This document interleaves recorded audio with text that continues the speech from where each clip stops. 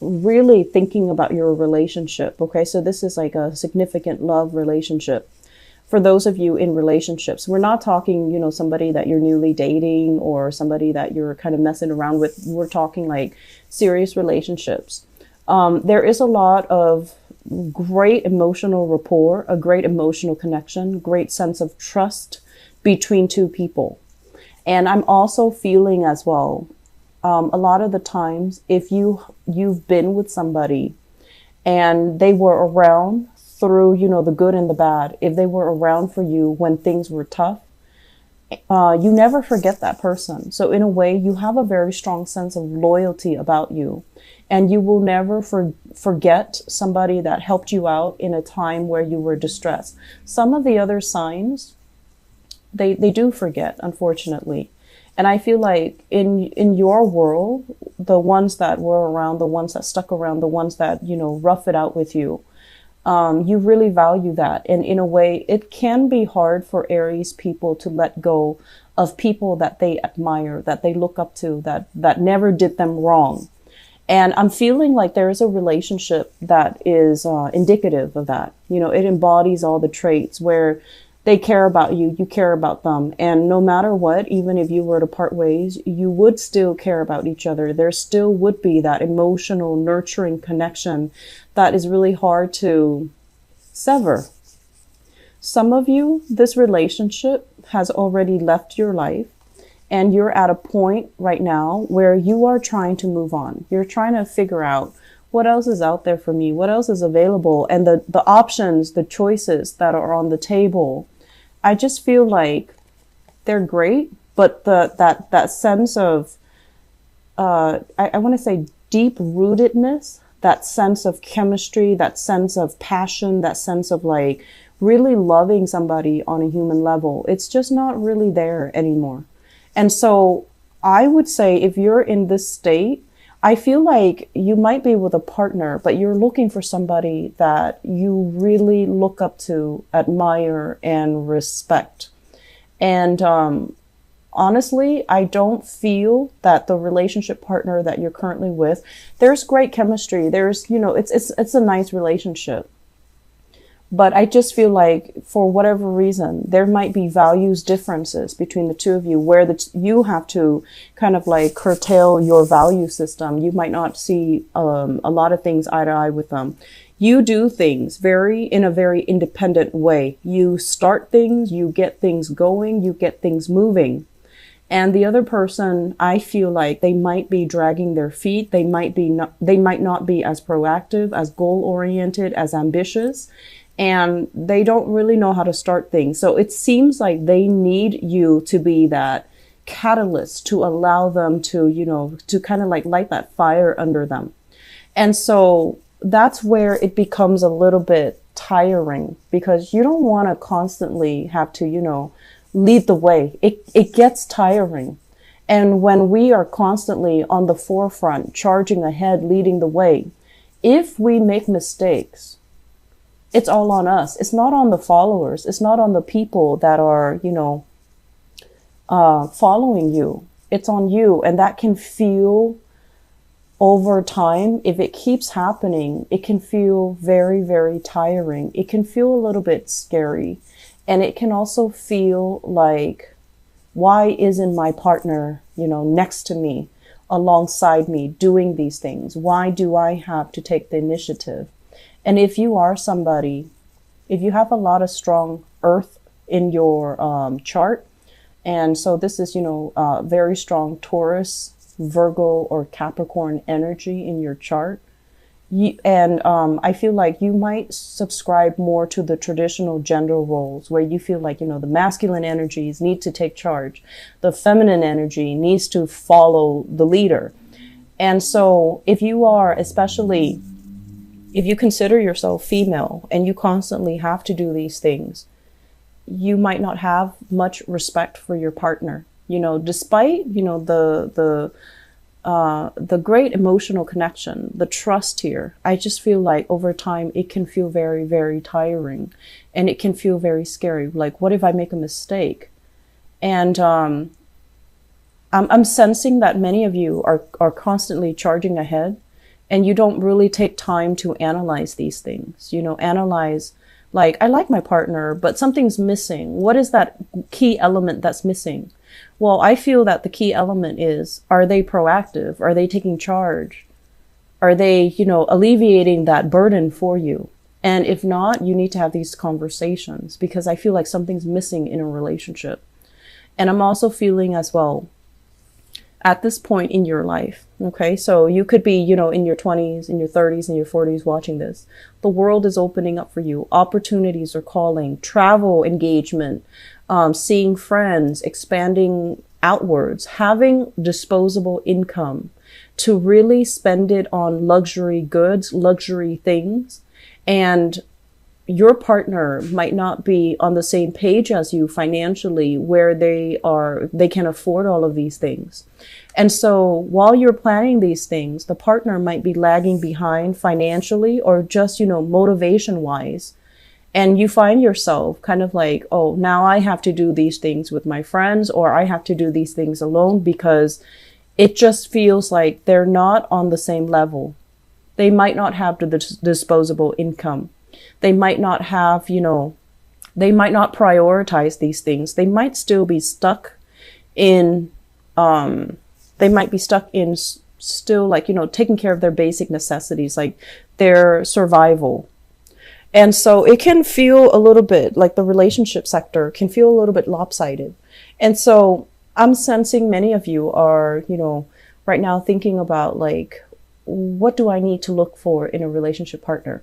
So the first 4 cards basically scream out to me, there is some relationship here. It looks to me like it can be very good, but I feel like it has held you back for some years. Okay. Some of you are newly single and you're going through the motions of dating, and you're still using that person from the past. With this, great energy, great emotional connection. You care about them even after you both have broken up. You don't have like a single horrible thing to say about them. You care about them. And you're using that as kind of like the barometer, the standard as you go into the world, trying to find suitable relationship partner. You're using that person as like the gauge, the marker. And if somebody happens to have the same qualities as that person, then you're going to be all in and you're going to want to date that next person. But I honestly feel like if you have especially been involved here with an earth sign, a Taurus, a Virgo, or a Capricorn, sun, moon, or rising, and we have very strong Virgo and Capricorn vibe in this reading. If you've been involved with them and you're kind of using them as a barometer, this is the month where you have some eye-opening insights. And you're going to be like, it wasn't all that great. That person was not on my playing field. Okay. That person vibrationally and energetically was not on the same page as you. And yes, there might have been great chemistry. You both really cared about one another. I feel like, the love definitely was there, but it feels to me like it might be a great person, but it's not the greatest person for you. And so moving forward, we have to, create new standards from scratch. As we age, as we get older, as we experience things in life, our perception change, the things that we need change. And so if you're using this person from the past, they might have been appropriate for the past. They might have been a great person, but I just feel like it's a wrong standard of measurement to use to, meet new people. Does that make sense? So take the time this month to start to manifest some things. And I feel like if that's what you feel very stuck in, relationship sector, try to write down qualities of, the person that you want to be with. And I feel like you need to admire the person that you're with. You need to look up to and admire the person that you're with. So no matter what that means to you, some people admire strength, emotional or physical. Other people admire wisdom. I feel like you're kind of like dating, expending your energy outwards, but you're not finding that person that you truly admire. Somebody that, has either great insights, great wisdom, or even they're stable and they always follow through. Okay. So I feel like whatever the standard is, you need to redefine it, and you need to, write down these qualities so that you're not just fumbling around in the dark trying to find the next person, or you're not using outdated standards to measure the next person with. Okay.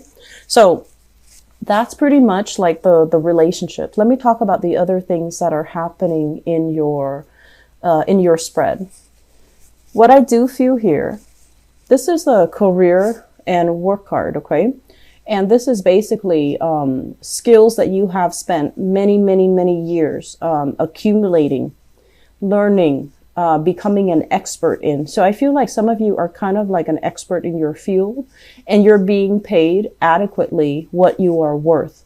I rarely see Aries people staying in a dead-end job or staying in jobs that don't appreciate them. So I feel like you are where you need to be financially and professionally. This is a card about, accumulating further experience. And I feel like some of you might have already maxed out. Some of you are thinking like, I'm not really learning anything anymore. Everybody's coming to me, consulting me, distracting me from my work. So I need a new environment. And some of you might be thinking, flirting with, looking at opportunities elsewhere. Some of you as well could potentially be recruited by another organization, another company. And it's like outside of this company, recruited from outside. So I feel like fast communication coming in here. And they're going to lay some options in terms of positions at your feet. And they're also going to talk to you possibly about salary as well. And I feel like at this point, those options look okay. I mean, they look like, they have a lot of room for growth and a lot of room for expansion, but you're not really sure, like, if you're ready to leave the comfort and the stability of this current work environment to jump into the next. But I do feel you're going to go ahead with them. Okay. So, as adventurous and as, daring as you are, a lot of the times going into a new work environment where you might not know anybody, where you might not have already a friend there, where you might have to start over. It can be very exciting, but I do feel that Aries, you like to have an ally or a comrade or, somebody there that you already know. So the process can feel a little bit frightening. In other areas of your life, I feel like you're very daring, but this is something right now. You're at a point where you're concerned financially.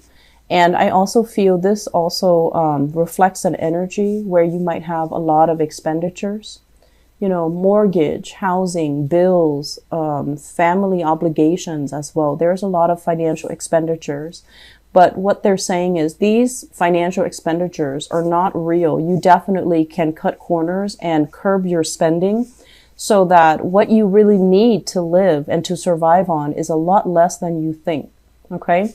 And I'm also feeling many of you are at a point where you are retired and contemplating your next adventure. Your mind is still very, very restless. And I do sense there's an element here about, having some people coming to you for contract work, having people coming to you to solicit you to do like, I'm seeing like creative projects as well, publishing, part-time work, freelance work, or even, consultation work. And I feel like it's going to bring a lot of financial prosperity, and you might have more than one option on the table for you. And so do with that as you please, because I feel like financially things are going to be very, very lucrative. Okay. So say yes to new opportunities always.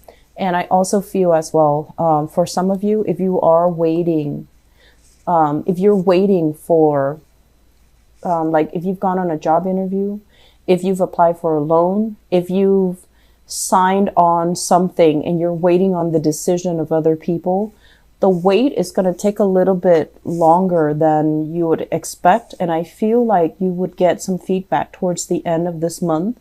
And it has nothing to do with your skills. It's just a lot of people are applying for the same thing. So they have a lot of applications that they're looking at. And there's also this element here about there's a lot of backed up work around the holiday season. So everybody is busy. Everyone is like scrambling to come up with funds.